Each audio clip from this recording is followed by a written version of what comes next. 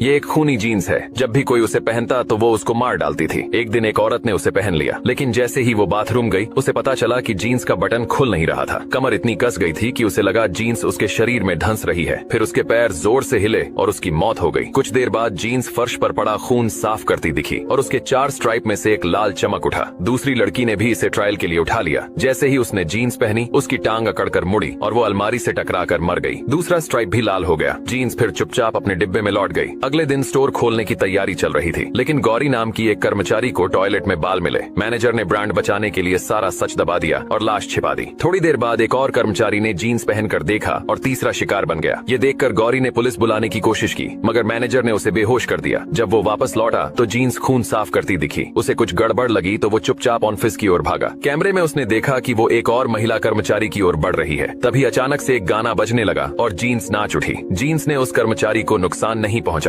क्योंकि शायद उसे उसका गाना पसंद आ गया था। जब गौरी को होश आया तो उसने कैमरे से सच समझ लिया। वो दूसरी लड़की के साथ ऑफिस में छिप गई। जीन्स दरवाजा तोड़ने की कोशिश कर रही थी। दोनों को याद आया कि संगीत उसे शांत करता है। उन्होंने एक गाना चलाया और जीन्स फिर नाचने लगी। लड़की ने माइक पर पूछा कि वो क्या चाहती है। जीन्स ने दीवार पर लिखा कि उसका नाम कोमल है। वो कपड़ा मिल की एक लड़की थी जो मशीन में फंसकर मर गई थी और उसी के रेशों से ये जीन्स बनी थी। कंपनी ने उसकी मौत छुपा ली थी। दोनों ने कोमल को न्याय दिलाने का फैसला किया। तभी मैनेजर आया और फायर एक्सटिंग्विशर से जीन्स पर हमला कर दिया। वो भागकर गोदाम में चली गई, जहां उसने कई सारी और जीन्स जगा दी। गौरी ने कहा कि उन्हें कोमल का सच सबके सामने लाना होगा, इसलिए उन्होंने जीन्स की रिकॉर्डिंग चालू कर दी। तभी मैनेजर ने गौरी को पकड़ लिया और उसे मारने की धमकी देने लगा, लेकिन अचानक सैकड़ों जीन्स उस पर टूट पड़ी और उसे वहीं मार डाला।